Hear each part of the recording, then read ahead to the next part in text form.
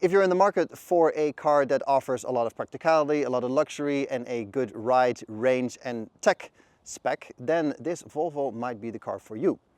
My name is Peter, welcome to a new Autocofuel video, and we are looking at this EX30 from Volvo. Under its Geely ownership, Volvo has been pumping out quite a few nice cars recently, and I think this EX30 is no exception. Design-wise, it looks pretty good, and I think this is a stylish vehicle all round. Obviously, very recognizable here from the front with the signature Volvo badge, and of course those Thor hammer daytime running lights over there. Very recognizable, but I think nice and minimalistic in this design language that they are currently having. And minimalistic is a theme that we'll also see on the inside later. Now, for all you tech spec nerds out there, we will start with the exterior ones. We have the Vapor Gray color choice here with the 20-inch 5-spoke glossy black diamond cut rims. There's a whole mouthful.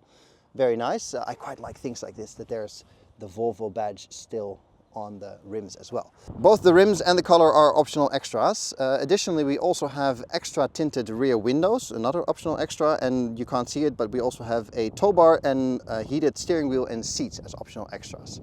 Bringing the total for this car just under 50,000 euros as it stands here, because this is the single motor extended range version. So that's a lot of information right off the bat, but I think all round we have a nice and stylish vehicle. If we walk to the side here, you can see that it's not a huge vehicle, right? And that's a question for you guys in the comments. Is this size vehicle relevant? Because it's not big, it's not small, it's not super spacious, but also not very cramped. So it's a bit in the middle of everything. So you could argue, therefore, it doesn't do anything really. Is it better to buy like a smaller car and accept that some things won't fit in it? Or is it better to buy a bigger car, except that it's a bit more expensive, but then you have all the space in the world? What do you guys think is more relevant here? Meanwhile, we are walking to the rear of the car, and I quite like this rear. It is minimal and stylish at the same time and gives the car a nice sort of squat look. It makes the car look a bit wider than it actually is. And I particularly like things like these rear lights with the stripes here. I think that's quite nice also up here. Other things that I really like are simple touches like a rear screen wiper. No nonsense like, oh, the window gets warm enough with the heating or the droplets will all blow off by themselves, because that's just nonsense. This is a better solution. Well done, Volvo. Opening the rear is done with this button here. And then we are presented with the boot. A bit the same as the outside, like it's not big, it's not small, like you'll easily fit your weekend away in here, but not that much more, because you know it's still a small car dimension-wise. But we do have some things like extra storage underneath for your cable and a few other things, and also simple things like these tie-down points here in the back, for example. I really like those extras. And this being a 50,000 euro car, I think it is necessary also to have those things, and something you can expect when you're paying this kind of money for a vehicle. Now, besides the boot, we also have a frunk. First of all, quite nice that it's just gas struts here and no messing about. So you can see that sort of premium touch here as well. Nice and clean, and under here you have a closable frunk. Nothing, you know, that you're going to fit your luggage in or anything, but enough probably to stuff your charging cable in, and also good for things like wiper fluid, some gloves, some tissues, an ice scraper, all the things that you want to have in your car, but also want to have sort of out of the way and available when you need to. So that's well done. Very nice use of this space. And over here we have the wiper fluid reservoir. I'm not entirely sure about this light color. I think it doesn't missuit it, but I would prefer a bit of a darker version, also with some darker wheels. I think that would look a bit more stylish. But all around, I think this is a good looking car from the Volvo design department. Now I'm going to take you through the inside next, because there is a lot to see despite the very minimalistic design, and then we're going to take it for a drive. Obviously, we got to do the full interior tour here, starting with the cockpit. It is a very nice place to be, very minimalistic with basically 0 buttons. That, of course, have certain consequences that we'll get to in a minute. Everything you see here, by the way, is the indigo interior trim. So that is the color here, the color of the seats and so on. And I have to say, it is a pleasant place to be. From the first time I got into this car, it is minimalistic but very calming. And your attention is drawn to this middle screen, of course, that we'll get to in a second. But overall, it's a pleasant place to be as soon as you get in. We're going to start here with the door. You can see that indigo here and also in the inlay here in the door pocket. It's quite nice. The armrest is a bit of a desk chair kind of feel. It's very comfortable, nothing going wrong there, but there is no buttons here on the side at all to operate anything. So no mirror controls, no window controls, no nothing. The mirrors you do with the screen and the steering wheel. The window controls are here in the center console that we'll get to in a second. It does clean everything up here quite nicely, so there's nothing here for you to operate or ever pay attention to. And the thing your attention is drawn to mostly is this, I think it sounds like metal, door handle, which is quite nice, and also a no-nonsense solution for a door handle. I quite like that. The design for the door is also quite nice. I think there's a lot of sustainable materials throughout the whole cabin. But it's simple and efficient, and you know, the lining of the door bin, for example, it's just nice. So that's very well done. When we get to the steering wheel, this is a squircle shape, but still manageable in terms of the actual corners on it. When it gets too square, it gets a bit annoying on roundabouts and so on. This is sort of at the edge of what is still tolerable for me. It is a normal steering wheel as far as operations go, and it's still easy to slide through your hands. On the steering wheel though, we have two capacitive piano black button clusters. It's just one slab of plastic that you can still press, but that's how you operate everything from your cruise control to your volume to your media settings and so on. And you do that all on the screen because there's nothing in front of me in terms of interaction. So there's no driver's display, there's also no head-up display in this version, nothing here at all. So this is an entire panel that is useless in many ways because there's nothing there, and it's also not like you can put anything up here because of course it's going to fall over. So there's nothing for me to look at straight ahead. So that is too bad in a way, because I don't like it when I have to leave my line of sight to see basic things like my speed, for example. So I think it would have been nice to have some kind of display up here somewhere, even if it was just tiny with some basic information, so that you don't have to look at the screen all the time. The way they've done it is that the top bit of the screen is always reserved for your basic car information like speed, range, battery percentage and so on. I would say it's the top 20% of the screen up here. So I think they should have moved that over there, to be honest. But I have to admit that after a while you get used to it, because this top half is quite high up in the dash. So you don't have to glance that far in order to see something. But it's still annoying for me to having to leave my line of sight and look over there. Especially because the screen is always quite busy with media, navigation, apps and so on. So yeah, that is what you get. You do have to operate everything in the screen as far as the setup of the car goes, but they have not made the mistake to make the vent control also in the screen. So I have physical controls here for these upright vents, which is really, really nice. I can really commend Volvo for doing that. You still have to adjust temperature and so on in the screen, but at least you can change your airflow this way, which is nice. The screen itself then, it is the latest and greatest from Volvo. So yeah, very fast, have all your apps here. I'm not sure if you need YouTube in the car, but okay. You can change anything here that has to do with the car, from your ventilation menus to your car setup. All the things, and I have to say also the way the software is set up is actually quite nice. It works well. The deep Google integration is quite nice. I know there's always concerns about privacy and so on, but on the other hand, it is what you want. You do want to transfer from your house into your car seamlessly as long as your phone's connected and all your contacts sync and everything. It's just nice. It's just so well done. So in a way, I understand concerns, but also, yeah, the trade-off is that it works really, really nicely. Besides the screen, there's nothing else going on the dash. You have this design element here, which looks a bit like a shelf that you can't use for anything, but the interior lighting, for example, is integrated in it quite nicely. So that is pretty well done. Underneath, I hope you can still see it properly because it's getting a little darker outside. We have a wireless charging pad. We have some storage here that you can also open up, and then it becomes even deeper storage. So that is also good. An important thing to notice here is that this sort of tunnel has little walls on the side. And if you've seen my review of the Fiat 500, for example, they also had this open space between the seats, but there was nothing there. So things could slide around or fall over and potentially get into your foot area. Not the case here because of these little walls. They're this high, but so there's a bit more thought put into this. And you can sort of put things here and without having to worry they'll slide over the wrong way. Then we get to the central armrest with those buttons in it for the window controls. Now, on the one hand, I fully feel that this is a solution to a problem that did not exist. Put it over here and everybody knows how it works and everybody's happy and you don't have to think about it over here. Add to that you only get 2 switches and then an additional button to switch from the front windows to the rear windows that you have to look at, and it's not necessary to rethink this.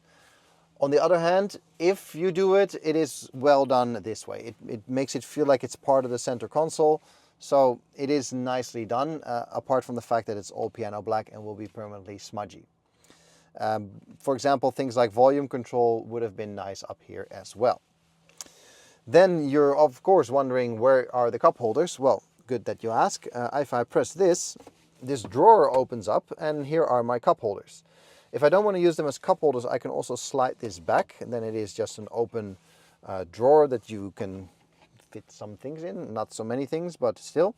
And yeah, it's very nice that you can still use it this way, and if you don't need it, you can slide it into 2 stages, back in here, and then it's out of the way. Any additional storage is non-existent because there's no glove box here at the passenger side, but there is a storage unit up here. If I press the button down here, it opens up and you have a little compartment big enough for you know, a parking disc or something, a few papers. But nothing significant, but at least there is something there that is nicely out of the way. The seats are quite nicely done with this blue-black two-tone, I think. Special attention also for the controls for the seat. There's just one square knob here on the side, a bit of the shape of the steering wheel. And that knob, it's very intuitive actually. If you turn it, the backrest moves. If you slide it, the seat moves. And if you press the center, there are several functions in that button. Again, you have to look at the screen that you can then operate. It sounds a bit complicated, but it is actually quite intuitive the way it works. So that's the kind of innovation that I support, because instead of having 7 buttons here on the side of your seat that you sort of have to fumble with, it's one button and it does what you think it will do. So that is actually very well done. You've seen the panoramic roof, of course, by now. That is not strictly necessary because the interior is not that dark. But I have to say that the windows are not very big all around. So it is nice to have all that extra light coming from above. There's no cover or anything, so it is heavily tinted. And I haven't noticed any sort of excessive warming up in here yet. That said, it is now getting towards the end of September, so it's not that sunny and warm anymore, but still it is nice to know that you have some tinting in the window and that you won't roast in here most of the time. Of course, we're going to do a little bit of driving in this EX30, and you find us currently in the city. And that is a place where this car actually feels quite at home.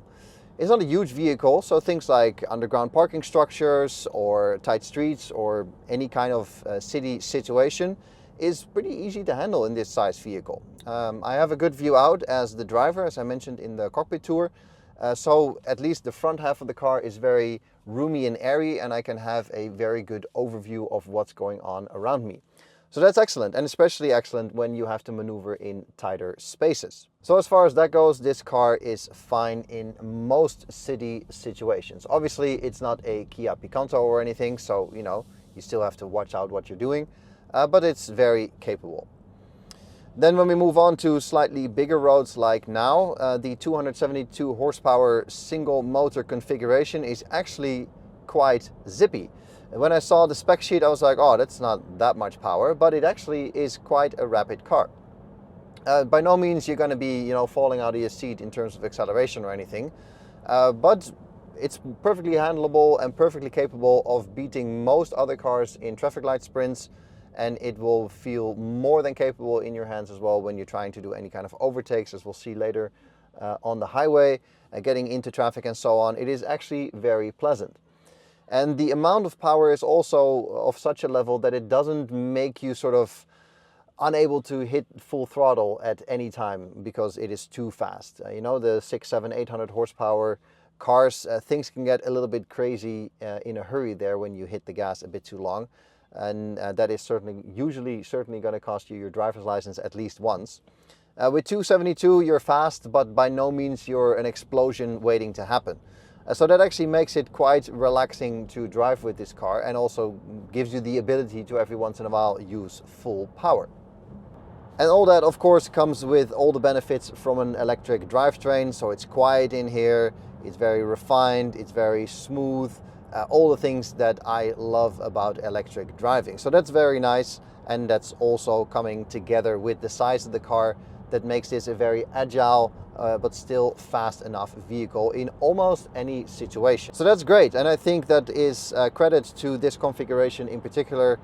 You know, you can always throw more power, bigger motors, four-wheel drive at it, but you know, in this configuration I think you already have quite the sweet spot in terms of being fast enough and still being economical with your battery, and also you know, not having a car that is constantly feeling halfway out of control. Then the rear seats in this EX30, and of course the fact that this is not a huge vehicle is immediately apparent here, because sitting behind myself with 1.83 m and about 90 kilos, I am basically stuck, wedged between the seat and the backrest. So that is not ideal. I could go a bit more forward because I like to sit quite far back. And the back of the seats is soft, so it's not uncomfortable in that way, but certainly not for adults for any kind of long drives. On top of that, the fact that the seat is quite short and also quite low means that I sit with my knees high up, and there's quite a large gap here between the seat and the bottom of my thighs. So that is also not ideal for comfort, certainly not on longer journeys. So this is more a back seat aimed at children. Mine are 8 and 11. The 8-year-old can sit here, no issues whatsoever, without a car seat.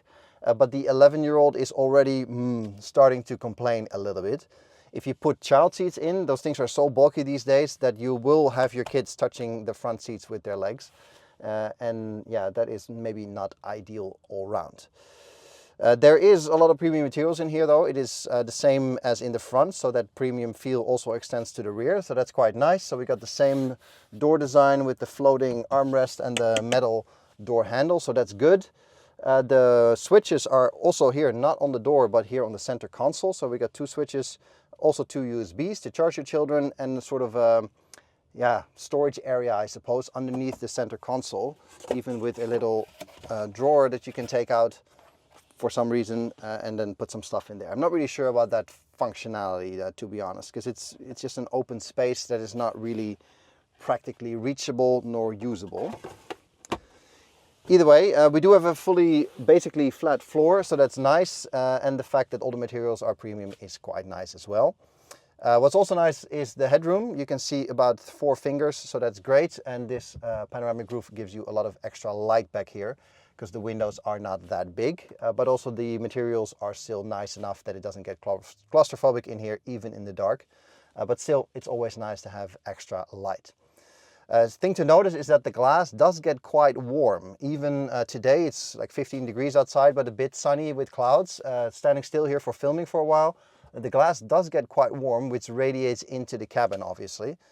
So thank God we have good air conditioning, but still, that is something to note. Another thing to note in terms of glass is the small rear window. You can see it is quite the letterbox to look through, especially when obviously driving and looking backwards. I'm not sure if there is a digital mirror available, but maybe the sister company Polestar can lend that to Volvo if they don't. It is still workable, I have to say, especially because there's a wiper, as you saw on the outside, but it is something to get used to a little bit, that you only have limited view backwards. Luckily, thanks to all the cameras, things like parking and stuff is not too complicated.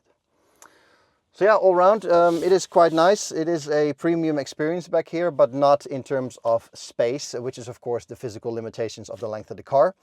And I would say, yeah, sitting here, I can't really do anything with my feet and I do get stuck. So, you know, an adult drive here for any longer than 10 minutes is probably not going to be the best experience. But for kids in general, it should be fine. The driving experience for me as a driver is pleasant in smaller spaces, like I said, but also on longer journeys, on bigger roads. It's very relaxing in here. The minimalistic design of the interior helps. The interaction with the screen is nice. And all around, it's a car that invites you to drive it. So that's nice. Not only in the tighter stuff, but also on longer distances. You put the cruise control on and it's all very pleasant and relaxing. So as far as that goes, earlier in the video I mentioned this car being of a size and shape that it's sort of not big, not small, and in the middle of everything. But driving this car for about a week now, I haven't found a single real use case where this car felt completely out of place. Like I said, highway driving, city driving, everything is actually going quite well. So maybe it's not a car that doesn't belong anywhere, but it's a car that actually is a great all-rounder. And I think it really is. At least the front part of the car, the driving experience is always very pleasant. When we get to the rear though, things slightly turn not in its favor, because there is just not that much space back there. For the shape and the size of the vehicle, you of course have to manage expectations a little bit, but I don't fit back there, and even my 11-year-old son is already complaining that the bench is too short and that his knees are constantly in the way. So that's not ideal, and that also makes the proposition of this car slightly tricky. Because if you buy this as your primary vehicle, it is probably going to be too small to haul you and your whole family around. Certainly on any kind of longer journey, maybe a weekend away would still be possible, but a holiday certainly not. On the other hand, if you're buying this as your secondary vehicle, it might be a bit too big for what you want to do with it specifically. So yeah, as far as in-betweens goes, it does fall in between those two use cases. In the meantime, we arrived on the highway, and I'll give you a little bit of an example of what this car is all about in terms of the powertrain. We're doing 95 right now. I'll floor it, 105, 125, 135. So easily fast enough for anything you want to do here in the Netherlands, and very pleasant in terms of its power delivery. It doesn't feel explosive at any point. It just feels under control and calm. So I think this single motor combination is actually quite nice. There's two things I want to mention in terms of complaints. First is the piano black on all my control surfaces. I wish they hadn't done that. You guys know how I feel about piano black by now. It's really not nice. And the second is the fact that there is really nothing in front of me here. I pointed it out in the interior tour. Especially, I haven't gotten used to it, and it's especially in the dark. Because, for example, the parking garage under my house, the lights are not always on when I get to my car, which is fine, but then you turn it on and the screen lights up and everything, and there's nothing in front of you that lights up. And I caught myself a few times thinking like, oh, I turned something off, or I forgot to do something, but there's nothing there. So that is something definitely that takes a bit more than the week that I have this car now to get used to. But that's really it. So as far as the rest of the car goes, I think it is a nice design, a cool car, not in this color maybe, but in general a cool car to look at and have and own and drive. Price-wise, 50,000 euro for this version as it sits here, with the paint and the rims and the windows and the tow bar and everything. That is a lot of money. You're buying a premium product for sure, but my own Xpeng G6 Performance Edition all-wheel drive is only 5,000 euro more, and then you get a whole lot more car, a whole lot more power, four-wheel drive, and a lot more things. So it's hard for me to decide for you if the 50,000 euros for this one as it sits here is worth it. It is a lot of money, I have to say, and there's certainly a lot of other cars you can buy for that money, and there's also a lot of cars in this size for a lot less money that you can buy. And with that, we get to the end of the video. That's all I got for you in this one. Thanks for watching. Give it a thumbs up if you like it. Let me know if you want to see more Volvo videos, because obviously they have a lot of other cars for us to drive. And if you guys want to see more Volvo videos, then we can make that happen, of course. Let me know in the comments below if that's the case, and then of course subscribe to the channel so you won't miss those videos either. For now, thank you very much for watching, and I'll catch you guys in the next one. Cheers!